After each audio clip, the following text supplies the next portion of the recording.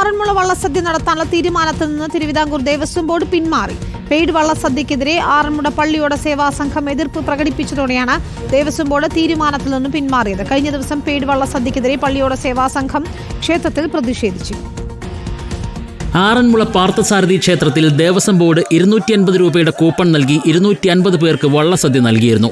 വള്ളസദ്യ ആരംഭിക്കുന്നതിന് മുൻപ് പള്ളിയോട സേവാസംഘം ക്ഷേത്രത്തിൽ പ്രതിഷേധിച്ചു. പെയ്ഡ് വള്ളസദ്യ ആചാരലംഘനമെന്നാണ് പള്ളിയോട സേവാസംഘത്തിന്റെ നിലപാട്.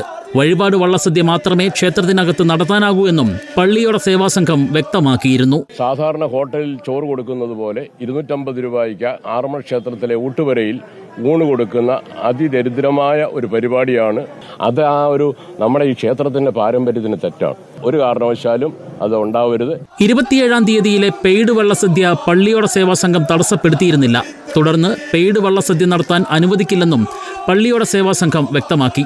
ഇന്നലെ തിരുവനന്തപുരത്തെ ദേവസ്വം ബോർഡ് ആസ്ഥാനത്തേക്ക് പള്ളിയോട സേവാസംഘം പ്രതിനിധികളെ ദേവസ്വം ബോർഡ് ചർച്ചയ്ക്ക് വിളിച്ചിരുന്നു. പള്ളിയോട സേവാസംഘം പ്രതിനിധികൾ ചർച്ചയ്ക്കെത്തുകയും ചെയ്തു. പള്ളിയോട സേവാസംഘത്തിലെ 3 പ്രതിനിധികളുമായി മാത്രം ചർച്ച നടത്താമെന്നായിരുന്നു ദേവസ്വം ബോർഡിന്റെ നിലപാട്.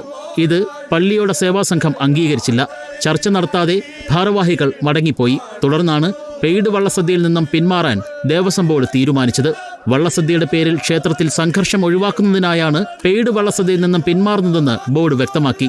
വള്ളസദ്യ കൂടുതൽ ജനകീയമാക്കുന്നതിനായാണ് പെയ്ഡ് വള്ളസദ്യ നടത്താൻ തീരുമാനിച്ചതെന്ന് ബോർഡ് നേരത്തെ വ്യക്തമാക്കിയിരുന്നു. ലഭിക്കുന്ന കൂപ്പൺ തുക പൂർണ്ണമായും പള്ളിയോട സേവാസംഘത്തിന് നൽകാമെന്നും ദേവസ്വം ബോർഡ് നിലപാടെടുത്തിരുന്നു. റിപ്പോർട്ടർ, പത്തനംതിട്ട.